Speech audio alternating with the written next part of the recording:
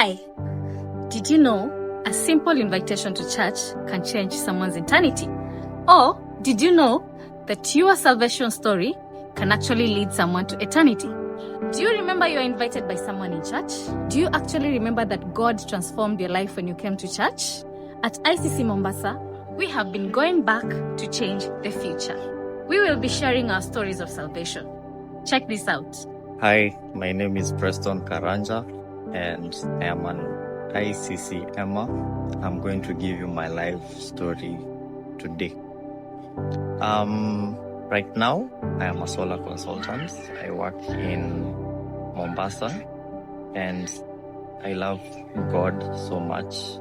He's my personal savior. And even as we start this story, I hope it transforms your life, and you know that there is a God in heaven. So, where are we going to start this story? We'll go way back to when I was in primary school. I was in a boarding school in Thika. I was really having a hard time adapting to boarding schools at that time, the cold weather, and I'm from Mombasa. I was still like a softie per se. But when I was in boarding school, I was having a rough time. And I remember my parents used to tell me, when you pray to God, he'll always be there for you, and he's not going to just leave you idle. All this changed when one night, when I was actually sleeping, I found two students who I knew and who had ranks in that school. One of them was a head boy, and the other one was the bell ringer. They were actually homosexuals, and they came to my bed and tried to do some funny business with me, but I resisted it. And at that time, homosexuality was not as well known outside the world as it is right now. And actually, in Africa, it was more like a myth per se. So I was capable of resisting them for a very long time. But it was very difficult and traumatic, because having to endure them for a whole year before my transfer, it was very difficult.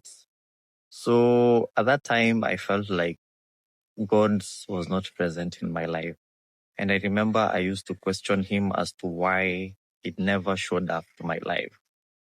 It was a very emotional time and very painful. And it was just a mixed bag of everything. And from that, I never used to trust any person at all, especially men. Like, I will just see bad intentions with them. And from that lack of trust, I transitioned to high school, whereby I lived a life of fear, a life of lack of belief in God.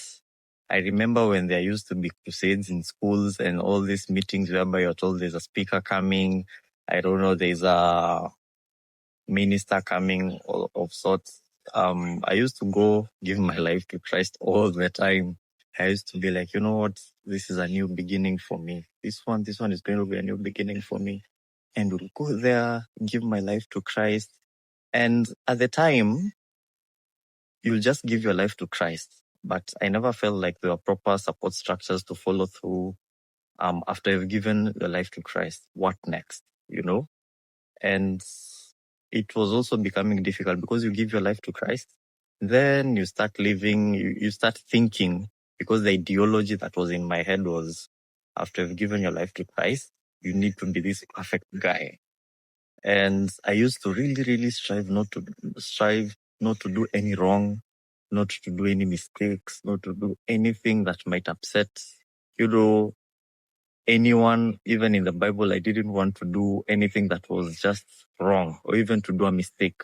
Yeah, I would really take it so personal and so hard. So at that time, I was a half-based Christian, whereby I'm just 50-50, because anytime a new speaker comes, I have to give my life to Christ. Anytime. And I carried that for a couple of the first 2 years of my high school life. it was quite, having to understand the basis of how God operates. It was very difficult. And given my past that I had gone through in primary school, even trusting God was very, very difficult. So even if I will give my life to Him, I was still very, very questioning His intentions. I'll just be like, God, surely, you let that happen to me. Why should I even trust you right now? So in high school, another traumatic tragedy happens. I happened to fall ill, and what happened is I was diagnosed with kidney failure, whereby both my kidneys died or were dead, presumed dead. By the time I was coming from, my high school was in Kerugoya County, Kirinyaga County, sorry. By the time I was coming to Mombasa, I had stayed, I was puffy and everything. The signs and symptoms were there, but I fell ill. And by the time I was taken to the hospital, it was almost too late, but still I made it there. I remember my doctors were there trying to take care of me, trying to find out what's the root cause of everything. And at that time, I had seen like my entire life had flashed in front of me, because I was like, I was just there, doubting God. And now it's like I'm almost to see the end of my life, literally.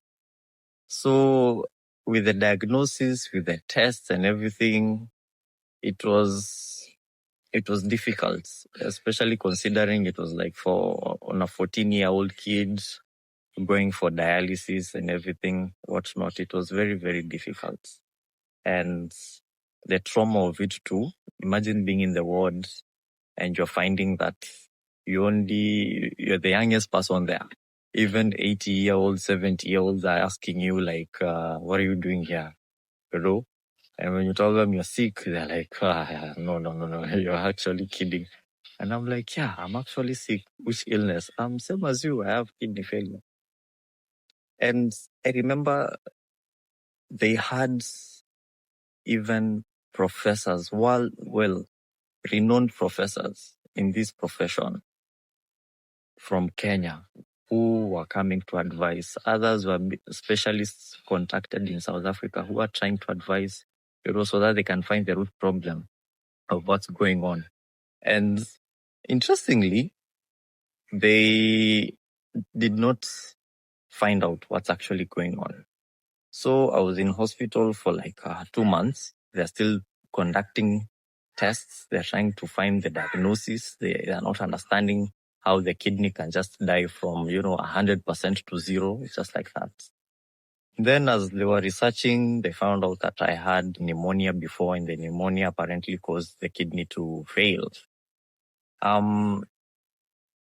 That time, the pain that I was going through was unbearable. I cannot imagine. I cannot even wish it on somebody, even my worst of my enemies. I cannot, because it was something very, very tragic. And it literally changed my life from the way it is. So I stayed in Mombasa for a couple of months. I was transferred to Nairobi for further diagnosis with more professors there. And the professors concluded I needed to go to South Africa for a transplant.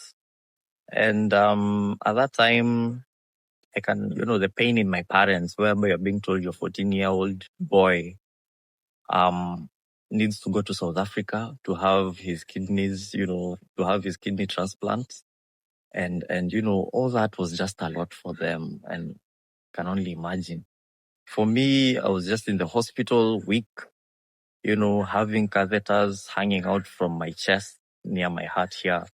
And in the morning, you wake up, you're puffy, In the morning, you're like 100 kgs. In the evening, after dialysis, you weigh like some 40 kgs, Yeah, it was something very confusing. And given at the time, I'm still pretty young, all this is just so confusing to me. I'm not quite knowledgeable about what's going on. And the fact that there isn't a cure being found, and the doctors are just telling you everything is going to be better.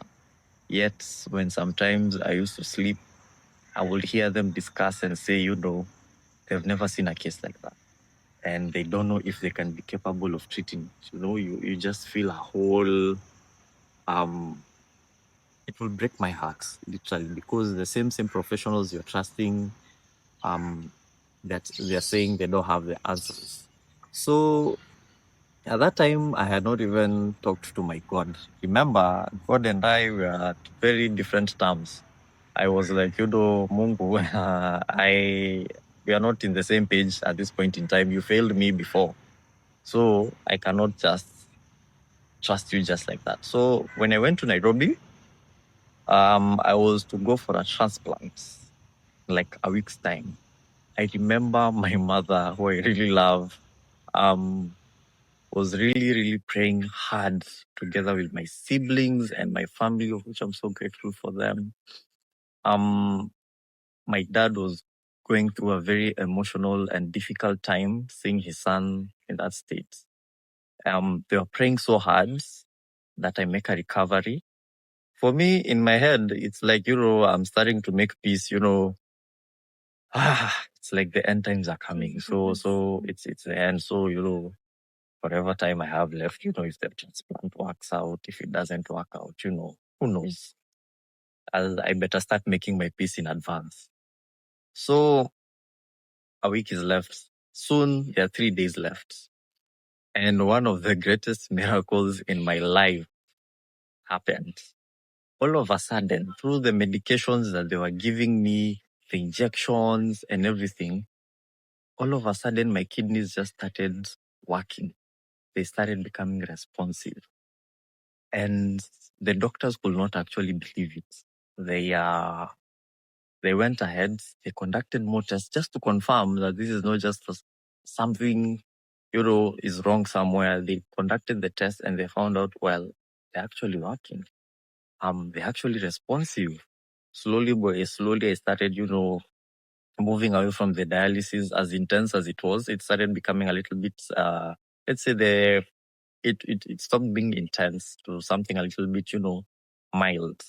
So it went on.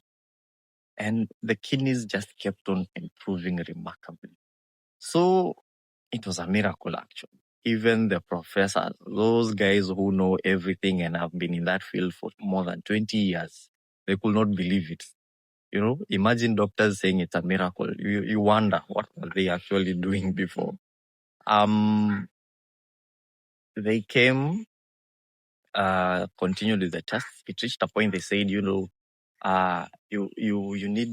can now go back to Mombasa. So, the night before the day for my traveling, all of a sudden, my blood pressure spiked. And I could not get inside the plane if my blood pressure is high. So, what transpired is I had to stay there much more longer until my blood pressure is under control. At that time, I was not getting it. If my kidneys are healing, why is my blood pressure still acting up? That day, I decided, what? Let me talk to this God again. It's been a minute. Let's have a conversation now, because my kidneys are healing, and now this minor blood pressure thing is becoming very, very stubborn. So I decided, let me just talk to my God.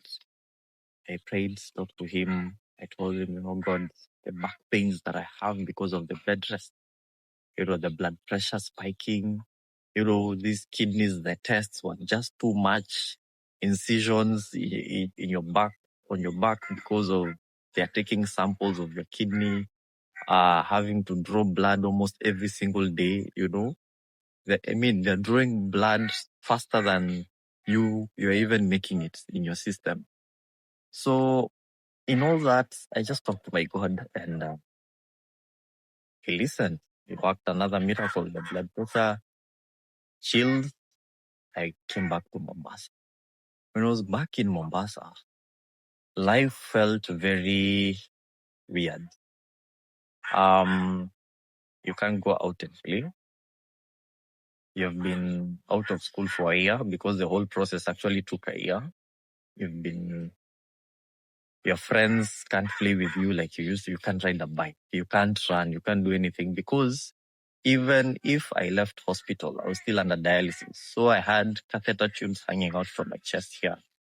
And they were there permanently at the time. I was told until they are sure that the kidneys are capable of handling the body on its own, they have to stay there. So at that time, it felt weird. I felt as if I'm isolated. It's like, God, you brought this upon me again.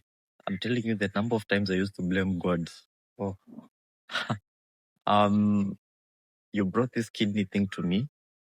Yes, you healed me, lakini why did you just bring it? It has messed up my life entirely. I have no friends. My friends just used to come. We sit down like old people in the sitting room and just have conversations. Then that's like playtime for me. Then all of us would go home,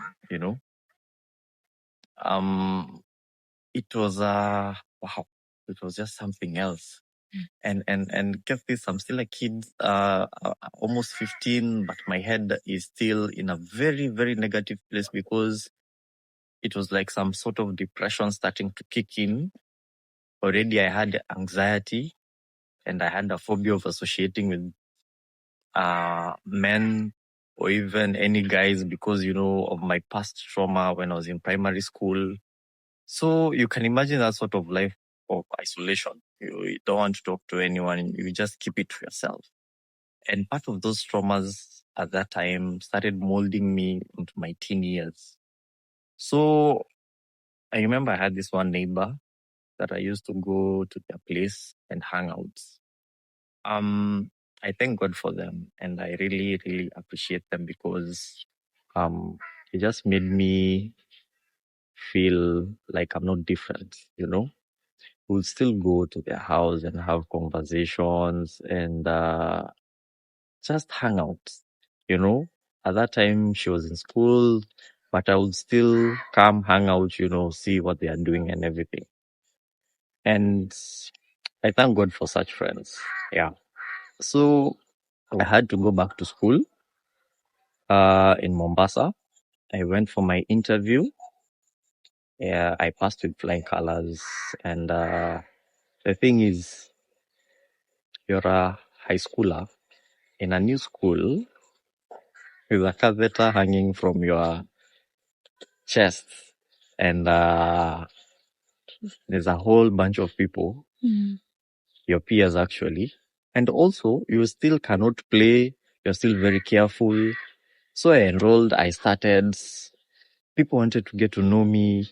But then yet again, once they found out that you have those catheters, you used to be the weird kid, the special kid, or the kid who, was created wrong, or you're like a mistake or something.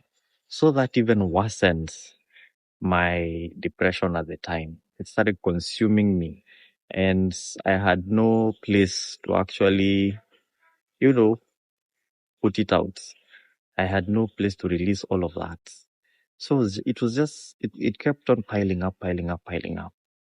So I used to go to class. Even if I used to pass my exams, I still felt I'm not connected to my classmates because only very few of them will talk to me, and it was maybe concerning the homework or classwork or per se. But outside that, nothing. So the only people who I will talk to are some of my teachers, who at least they will understand me. But you see, it's different because those are teachers and you want to associate with your fellow peers. So I continued with the catheter for an additional year. And it was difficult because every day at lunchtime, I had to get out, go to Mombasa Hospital, go through my dialysis, then I go home. So my dad used to come pick me up all the time. And he used to ask me, I remember, how was school? I felt like I should tell him how it's been. But yet again, I was just trying to imagine the pain that he has already gone through. So I just decided to swallow it up and stay with it and not put it out there. So the moments, I just used to swallow it. So Time went by, the catheter went out, I started responding. But now, with the catheter out, came the medications. And oh boy, the medications were something else. And there were a lot. I had medications for blood pressure to keep it at bay because at the time I learned that the kidney is responsible with the blood pressure of your body. And whenever the kidney is unwell, the blood pressure skyrockets. And so after my catheter was removed, I had the medications. And before we head into the medications, a scar was left within me permanently.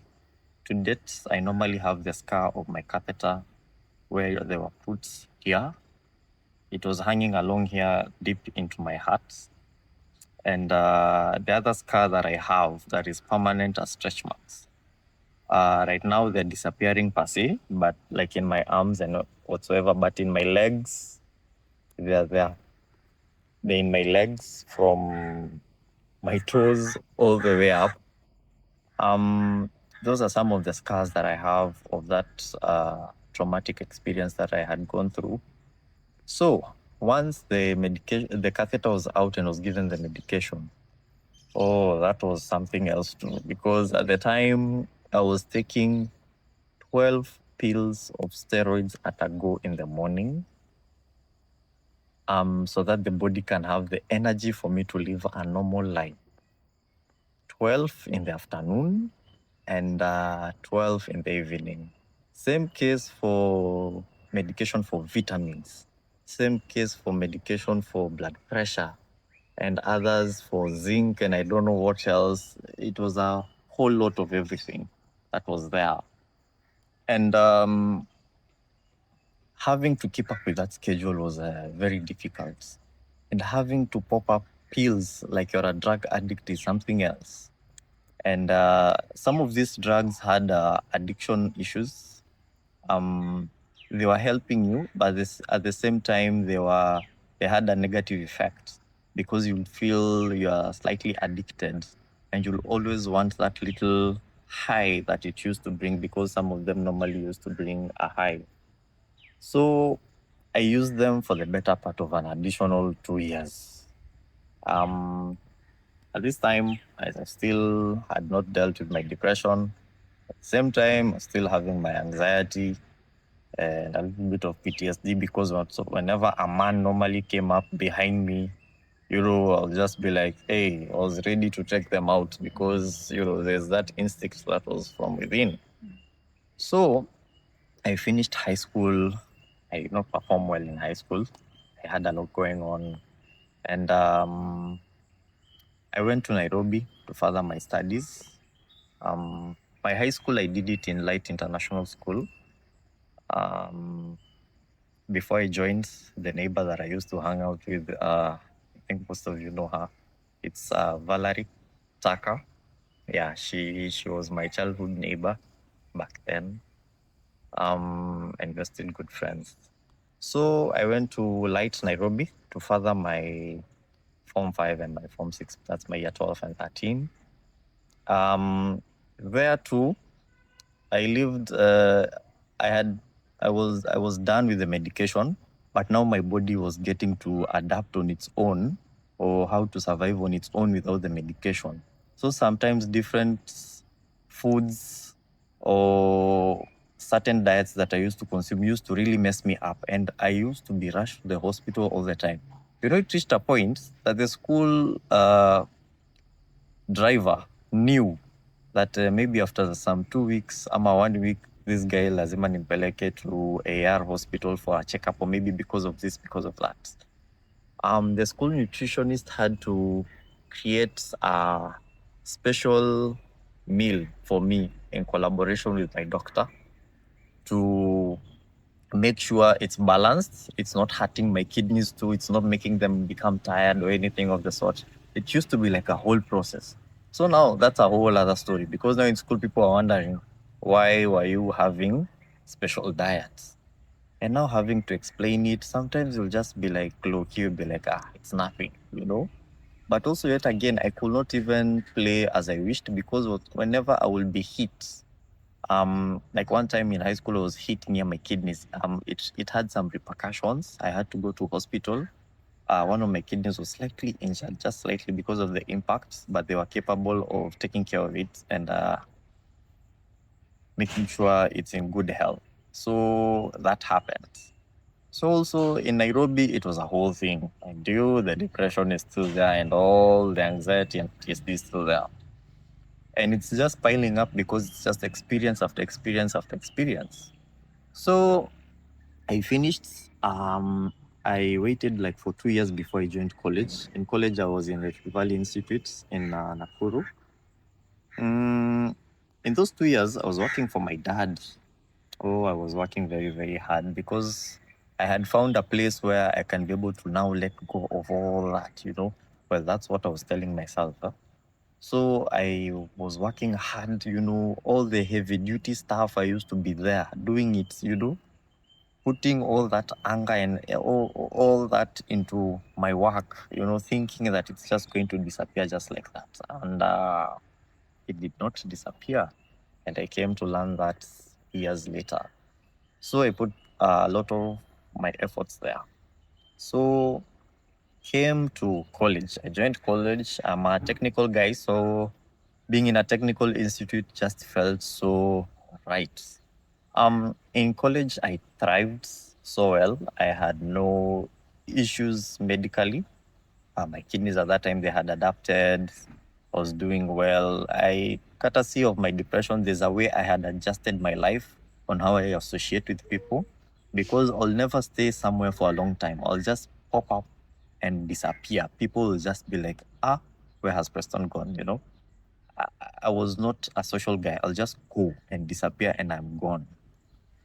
And if you pick it up, you see from all that, some of these things that happen, these traumas and everything, we tend to let them be and they end up shaping our character, putting like a mirror character in front of us, not revealing our true selves, but just a mirror version of ourselves.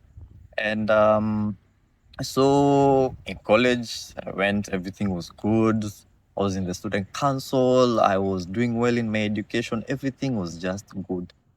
And at that time, my relationship with God was, it was fantastic. I used to attend CCU, Christian Union. I used to read the Bible. The people who I used to stay with, we used to have every single evening, we sit down, and study the Word of God. It used to be so, so nice. All these changes, once again, wow, we have so many chapters with God. Huh? Once again, it changed when I got a car accident because in college I had a car. My dad had a car there and he had told me I could use. So in that car accident, I felt like it was not tragic, but it was traumatic because somebody hit me in a roundabout and it just brought back so many things and I was confused and everything. And I was hit when I was heading to the farm. At that time in college, I was studying. I was doing cryptocurrency. I was working still in the electrical engineering field, and I was still farming. So I was making money, and I was good. I was just living my own private life. So after that accident, things just started going south for me because I had this built-up depression and everything. I was like, God, again, all this again. And I felt like, apana, I cannot be, at that time, my relationship with God was, I give, nipe nikupe. It has to be balanced. I cannot be praising you and you're out here letting me getting, hit by a car. I don't know, this and that. And so it really started impacting me so negatively. At that time, I had never smoked weeds. I had never drunk. I had never vaped. I had not done anything in essential. So I was having this conversation with a friend of mine who was like, I normally use weed to take the edge off. I was like, really? Yeah, I was like, let me try. So I tried it. The experience was something else because I felt like I had jumped out of this world. I was in another world, which the realities of what's actually going on in my life are not there. So I felt it was actually good. It was pretty good. So I never used to overdo it, but I made sure at least I have a blunt or two somewhere. So that whenever I feel as if all these pent up emotions and all this trauma, when it starts popping up, I just have the medication for it, take it off. And so I used to have a blunt. And as time went on, I became I became an expert. I started knowing, the fine one, the refined one, Gani, which one is the best of the best. When you mix this one and this, there's this flavor. I never used to roll, but I was an expert in that sector because I never used, I knew which mixture would help me take the edge off. So once I saw the weed was not hitting it quite well, I decided, you know what, let me just be taking a couple of shots. So in my entire college life, it was just drinking, partying, and all that. Girls. I never Girls. girls. Well, I never. Funny enough, me and girls, there was a boundary that I used to have. I think I have plenty of sisters who have just put me in that position since a very, very young age. And it became very difficult for me to just get into a relationship just like that. Or even to be, so I was just partying. No relationships, no flings, I was just there. It hit a point, even in my relationships that I used to have, I was like portraying two personalities. There's this guy who is going through a lot, and there's this guy who has the money, in school is well known, he's popular, he has a car, he's good, this guy he's living it good. And some of the guys were like, hey bro, I wish I could be able to live like you. You have the girl, you have the car, you have the money, you have your education, you have the job, everything is just going good for you. But myself, deep down, I knew what was actually going on. And I knew I will just go somewhere and drink, come back. If let's say my girlfriend at the time comes and says, I want us to meet up, I'd be like, no, I'm with my friends, nini. Because I only want her to see me the way I am. Because there's a picture that I had already portrayed, to her. So it went to the drinking. Then, still in college, I graduated even now into planning parties.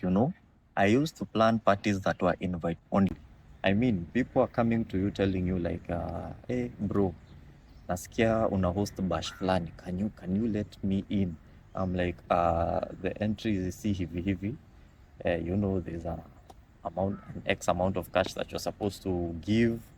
Then, I used to look at the character. When this guy, I just used to use my brain, I think, for the wrong reasons. Because I used to analyze this person's character. I see, huyu akilewa behavior yake ni gani, ama ni pombe gani which is more compatible to this guy hivi na hivi. I just used to line it all up. And I used to host them a lot.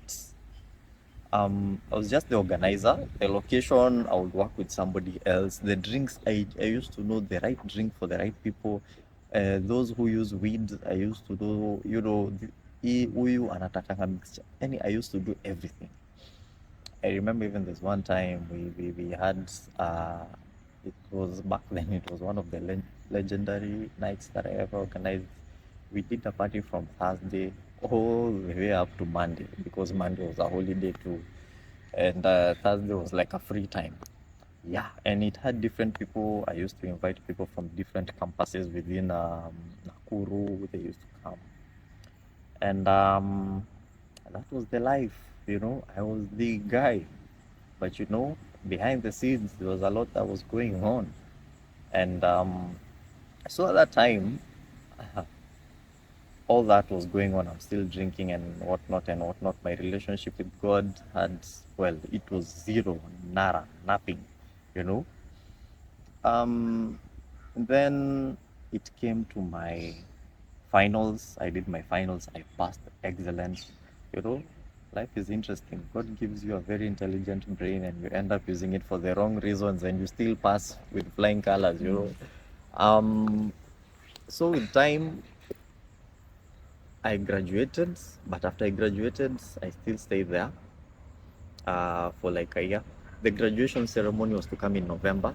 I was still there around almost November. I was still there, still living the same life. At the time, or within in my last year of college, I um, I used to organize the entertainment for college, the freshers' nights. It's what it's called, and also I was in the modeling. I was heading the modeling 1, 2, 3 things here and there, organizing them, the events. We used to call it cultural day. Yeah, it was a whole thing that we used to span it like for a whole week. So at that time, we, we I used to organize it, and it reached a point. Me and some of the models used to attend modeling events. But even if they used to attend and go to model, I used to go and just do my own thing. I let them do the modeling and whatsoever, and then I'll just excuse myself. I go, I find somewhere, a group somewhere, we get high, we drink kidogo, and then I come back. And then I'd be like, all is done. Okay, we go. So there was this one modeling event that we had to close the year. So that now I come back to Mombasa, then I go back again to Nakuru for my graduation.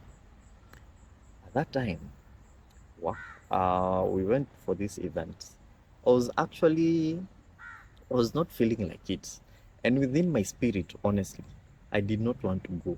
But it was like, it was an inter-campus modeling event. So universities, colleges all over Nakuru were giving their representatives and everything, their models and everything, and they were coming to compete. So there was culture, there was fashion, uh, and a party, definitely.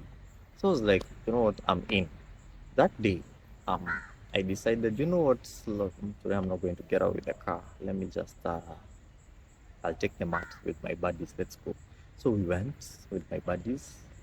We attended the event. Uh, our group did not win, but we had a good time. Somebody else had won. We had a good time. We had gone with a close friend of mine called Andrew. Uh, he was Mr. Arvist, and a good friend of mine, another called Jacqueline. She was Miss Arvist, and a host of other models too from our school. So we went, we enjoyed the event. So at around 3 in the morning, we had hired a matatu. We took the matatu. That day, the driver was different from the guy who usually is there because the driver had traveled. So he gave it to another guy. So we boarded the matatu, and now we are heading back to our place. It was on a Saturday, but now, well, it's on Sunday morning. Andrew was planning to go to, he was planning to go to church that morning. Interestingly enough, in that event, I had no vibe of drinking or even smoking. I was sober, and even some of my peers were like, "Hey, bro, what's up? Nini, mbona leo?" I was like, "Today I'm feeling like I am off. I'm not up to it." So we boarded. Also, Andrew was not up to it. Jacqueline did not do any of that. She was good. So we entered the matatu and we started heading home. There's this famous bridge called Ngata Bridge. So we dropped Jackie off before approaching Ngata Bridge. Then the driver started driving again. What we did not know is that the driver was drunk and we had no idea. It was 3 in the morning. We were just boarded, and mind you, we were tired. Modeling is so exhausting. We were very, very tired. So we decided, let us let's go home. Tomorrow we have a lot. And I remember that Saturday, I had a conversation with my dad before even I left for that event. He was like, will you go to the farm? I was like, yeah, I'll go tomorrow. Today I have a modeling gig I want to finish up. Then tomorrow I will call you when I'm heading to the farm. And I was to go and drive and head out to the farm. So as we were approaching the Nkata Bridge, the driver was overtaking a truck that was on the climbing lane. So the driver came to the middle lane. The Ngata Bridge is uphill, then there's like a sudden slope. So as we are climbing up, while overtaking in the middle lane, there was a trailer that was coming downhill, overtaking another car. So it was also in the middle lane. The driver did not see it coming. It came, it hit us, spun us out of the road. It ripped the driver's side, all of it out. That car was a carcass. On top, it was flattened. It was just something else. And what I do remember is when we were boarding, where Andrew was seated, he was seated behind the driver. He had told me to come sit with him. And I told him, hey, bro, hapo sitaweza. Then some guy came and told me, wacha mimi nitakaa hapa. So I seated behind him, but now in the middle seat. So when I was seated there, I was just comfortable. Most of the people were asleep, actually. Most of them were asleep. So when we were paying for our fare, Andrew was like, hey, bro, you pay the fare. Balance to vitabu. Andrew and I we were good friends. We used to go shopping together, and we were close. We were so close because even we used to hang out together a lot. So, wow. I sat there. Mind you, Andrew is sober. Others were maybe high. Andrew is sober, and I'm also sober. So I sat there. My head was down like this. I'm relaxing. We are heading. I was feeling slightly sleepy, but I did not want to sleep. Just before the impact, I had a voice tell me, duck, and I ducked. And when I ducked is when the impact happened. I saw everything. And out of the entire matatu, I was the only one who saw what happened. So to pile on the existing trauma, there was another one now which had cooked itself and added itself into the library. So at that time, when it happened, I was shaken. I was so shaken. Others were thrown out. Others were still inside. Others had gotten out. I was still frozen inside, while the rest were outside. I was just frozen there. And the rest of my friends are telling me, get out, toka, you know. Inaweza kablow. I was just frozen inside there. I cannot move out of what I had just seen. And when I tried to raise my head up, the roof was literally lying near my head on top here. My legs were squeezed. My back had been compressed because of the impact. I could not move. And my eyes had just seen what they had seen. My brain was just trying to process everything. So it was like, what has happened? Then in the midst of the shouting is when I was like, okay, I have to get out. I got out. I remembered, wait, Andrew is still in the car. I came back and touched Andrew. I was like, Andy, come on, let's go. And Andy did not move. He was dead with his eyes open. And the moment I started touching him, he fell. And also what I had seen was traumatic because his head had been cut into half because of that impact. Also, where I was seated in the middle, the person who was on my right next to the window was also dead. And also he was cut. His head was also cut too. And he had fallen down. My clothes were filled with blood spatter and flesh from the brain and all that. It was something else. I tried to put myself together. So I tried, my house keys were with Andrew and he had the bag. So I just went, moved Andrew, took my house keys. I could not believe Andrew is gone. Behind me, the guy is gone. Whoever was seated beside me was also injured in the head. We were only two people who were not injured. The other one was sitting at the back. We were not injured. But the rest of the car, everybody, the car was injured and everybody inside it was also injured. The driver had his eye gouged out and everything. It was very a traumatic experience. And it was just something else. It was something else. And from that, me and my friends, he's called, well, Eric, but his name is MC Chapo. MC, we had our own MC when we used to go to events. We were like a whole bandwagon of everything. So with the MC, we came, we left. We went down. I took my phone out. I called 911. I told them, come. Everybody is screaming and everybody is just not aware about what's going on. They're just trying to process. I called 911. I called another model friend of mine. I told him, bro, Andy is gone. So spread the word to the school. What has happened? And I left. We went to my place. Remember, my clothes were just something else. So they were just bloody and everything. So we ran to my place. It was not that far. When I was there, I called two ladies who one of them was a model, the other one was a fashion designer. We were close friends. And they had not gone to that event also. We had invited them, but they were like, today we are not feeling up to it.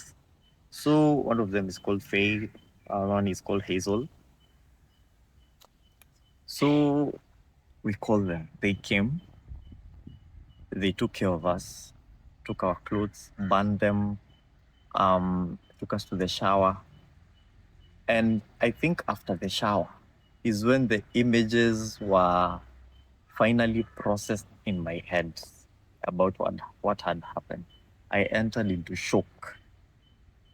The rest of the student union came to my place, carried me to the school van, taken to hospital. I was in shock. I was injected with medications to help me calm down. And it was, wow, it was just, I could not believe it. I had lost my best friend at that point. I had lost my best friend, just like that. So many people were injured. The rest of the car people were injured. We were, others broken hands, others legs, others they're bleeding, stitches on the head and whatnot. I still could not believe it. I'm injured and I am walking.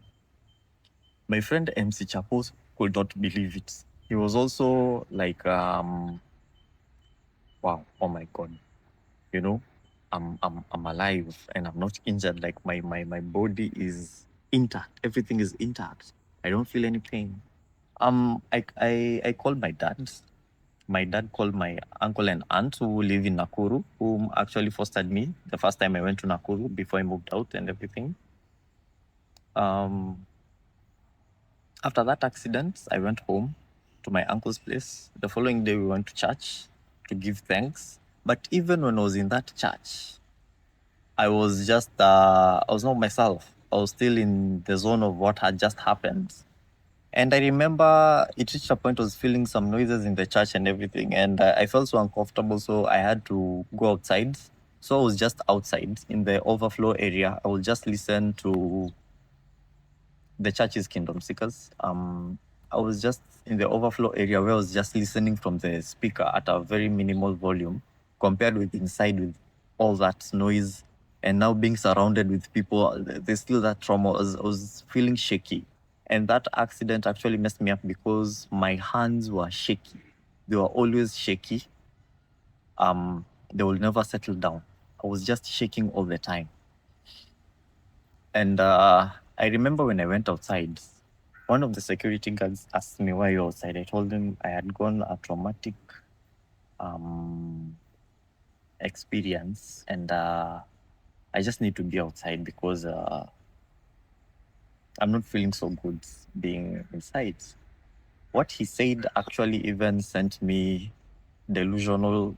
Was it delusional? Even it made me crazy, more crazier, because he said, what you're speaking of is of the devil, and I don't think God will just let you like that. I was like, bro, I have come to church to look for a safe haven after what I had gone through last night. And this is what you're saying to me. And there goes the relationship with God degrading even more and more and more and more. Because now that's another injury that's been added. So I never stayed in Nakuru for long. Chapo found Jesus. He loves God so much. He became convicted. He went to church. He read the word. He followed into his footsteps. Even as he does his MC job, he's forever grateful for God, and he normally speaks the gospel, and he praises God very highly. Me, I'm still trying to digest everything. Yeah, the images were still very raw. So I came back to Mombasa. In Mombasa, I went to Chiromo Hospital. I went for therapy there for almost 2 years, trying to declutter things all the way back from primary school. At the time, I used to come to ICC, but it was just coming. Hii ni kutik record, nimeingia kanisa leo. Mungu uliniokoa, nimeingia kanisa leo. So I just put a tick, nimeingia church. Yeah. Just a minute. When you realized you came alive from the accident, did you ever think it positively, like God has preserved me? So at the time I came back here, and when I came back here, in Chiromo Hospital as I was undergoing my treatment, and also this time because now I was abstaining from the drug use, and I was using medication to try help me with my depression at the time because it was that bad. I will be as close as almost hurting myself intentionally because of the pain that I used to feel. Sometimes I'll actually try to hurt myself intentionally. Sometimes I'll just hit myself or do something. I will feel that pain. So at that time, I was like, God, what's up? So I was having a conversation with my mom. And my mom came into me, my son, look at your life. Look at your life and just talk to God. Look at your life. And once I just sat down one day and looked at my life, the unending miracles that He has done. It made me so sure that God has planned much more for me in life and that my work is not done. Oh boy, because the number of times I wanted to give up, I was feeling suicidal, I was filled with depression, with the anxiety, with the PTSD and everything, feeling like giving up. God knew I had not fulfilled my purpose, and He was not ready to let me go or even to let me fall down and just surrender everything before I've fulfilled my purpose here on earth. So one day I came to ICC. I used to come, still coming, mind you, but to me, I was just taking a register. That day, Pastor was just talking about Thanksgiving. And in that service, it felt so personal to some point that even when I was praying, I was just crying, thinking about the miracles that He has done for me. All those years, all the tragedies and the traumas, He's just there supporting me, but I was too blind to see what He's actually doing in my life. And at the time, I felt so convicted. I remember Pastor saying, if there's anybody who wants to be prayed for, I raised my hands. About 2-3 people came and prayed for me. Pastor prayed for all of us. But at the time, I was not even ready to share my story. I was still beginning the journey into God's kingdom, his path, just beginning the journey. And still, I'm at Chiromo Hospital undergoing my treatment. So your sister invited you to ICC when you were in Chiromo. At that time is when My sister started inviting me to ICC from a long time, and at the time I was still having my depression and everything. I just used to tick a box, In high school is when I remember I came. There was a movie that was shown in ICC back in KT Plaza when movie night was there. I was shown. I watched the movie, and I felt like, you know what? All my burdens, I just need to leave them to God, because in that movie, I just saw how this family took their burdens and literally just raised them up to God and told them, like, God, take charge, take control, lead our lives, show us the way, show us the direction that you want us to go. So the movie was aired at the right time when you're going through that situation. Yeah. Wow. And I gave my life to Christ again. After the movie now? After the movie, Pastor Sheila actually was the one who ministered to me. And when I was in Mombasa here for holiday, everything was going well. Until I went back to Nakuru. Now things started going backwards. I started, going backwards. Me and the words, tunaenda tu tukiachana tu pole. Because it just starts as something small. You forget to pray today. You say there's always a next time. You come and say today, maybe you have a Bible study for yourself, like for 30 minutes per se. You say, you know what, today I'm busy or I cannot do this. And that one letter just keeps on building up until eventually I cut ties all over again. So this time round, when I came back and I was undergoing my treatment, when I came here, the Holy Spirit just talked to me, and I just started thinking about all that God has done for me. Surely, He has done a lot for me. And I started becoming forever grateful. And the moment, as I was seeking help, and even I was growing in spirit with God, and, learning His words, see how He takes care of us, even when times look, ni kama kuna giza ahead, it's dark, there's nothing ahead, I knew, I got used to saying it is well, meaning I believe in God that as much as there's all this darkness, God, you're with me, and as long as you're with me, I'll see the light at the end of the tunnel. And I stuck to it. But even as I was still in my healing journey, I will never come to tell my story. I was very reserved with people. I would just come, attend church, say hi to 1, 2, 3 people, and I would leave. Any pastor will just say, I love you guys, bye, see you next week. And me, I'm out the door. So I came and later joined into C2 in Bamburi. My C2 leader, who happens to be my sister, Shedi, I started sharing with her 1, 2, 3 things about my life. Because remember, because of the past traumas, I used to keep everything within. I never used to share them. She was shocked that her brother has been going through this. She has been praying with me. She has been helping me through everything. My journey with Christ. Also, she's just been very supportive. So it reached a point I also told my whole family about what's been going on in my life since I was a kid, until they're also all shocked and they wondered why I never came forth to them. And I told them at that time it was very, very difficult. So as a family, we journeyed into Christ together, supporting one another. But one thing I know is, even right now, as I'm in the journey with Christ, with God, I'm not perfect yet. I'm still very imperfect, by the way. I still do make a ton of mistakes.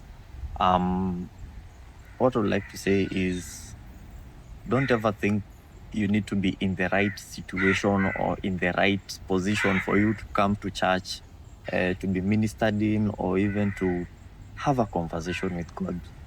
You with your imperfections, just come the way you are. I mean, I came here with my imperfections. I was going through a lot. I could have said, let me finish therapy and then I come to God. But no.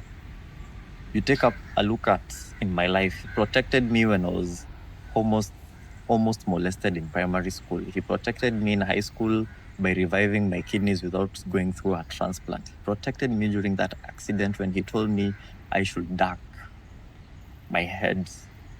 You know, he's always going to be there for you, even when situations look very dark. He always comes through. He's still with you. Hakuna mali ameenda. He's always there. And one thing people get wrong about church is you need to be perfect. You don't need to be perfect. And there's only one person in the entire world who is perfect, and that is God. The rest of us are all imperfect. Nobody should lie to you that apparently we are perfect and, no. Only God is perfect. And I hope from my story, you can be able to see that you don't need to be all that. You don't need to be all that. And I would like to invite you to church. Just come to church. Whereby, like right now, I'm so sure with the community that I have around me in church, I have the right support with me. That in case of anything, I can call so and so, and I know I have the right support, and we can pray together. Even sometimes when you don't feel like having that prayer, that conversation alone matters, because sometimes all that is needed is a conversation. Come, let's have a conversation.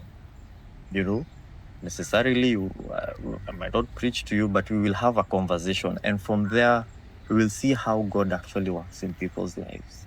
So, from all that, one thing that I'm left with is I'm dealing with blood pressure right now because of the kidney infection and the repercussions it left. I have to deal with blood pressure, so I take blood pressure medicine to just stay afloat. But I still believe in God. There's a God in heaven, and all this will come to an end. And considering from where He has removed me from, I cannot let this blood pressure seem as if He has not done anything. He's literally been keeping me alive, like making sure I breathe every single day. When I clock in at midnight 01, He makes sure I'm breathing for the next day, fully breathing, keeping me safe, ensuring my body is healthy and all is well. So with the blood pressure, I still believe in Him. So let nobody tell you that you need to be perfect so that you can come to Christ. My story should teach you that. And I hope it motivates you to come to church and also to get to know God even more. Because the more I'm getting to know Him, the more I know He's got me, And I know no human being can have my back like the way God has been having my back for the better part of more than 15 years of my life. He's just there, always supporting me. So come to church, come to ICC, we'll minister to you. If you want to have a conversation, we'll just have a conversation with you. We'll talk to you and see how we can help you, or even come and join our community so that you can walk in Christ together. Yeah. So right now you say you're completely healed. You feel free. Right now I am completely healed. In terms of all, emotional. I'm completely healed. Except that I just have to take care of what I eat with my kidneys, because I was told once they're normally hit, you have to be careful with them. You cannot just grow a new pair. So you have to be careful with them. And except for the blood pressure, I can still do my day-to-day. Yeah, except those two, I'm completely healed. I'm grateful every day I wake up and I'm capable of doing my day-to-day activities without any issue. Yeah, I'm forever grateful to God. What are you currently doing right now? I'm a solar consultant. I work with HLC Engineering here in Mombasa. I do solar installations across. Yeah, that's my profession for now. Wow, thank you. Welcome.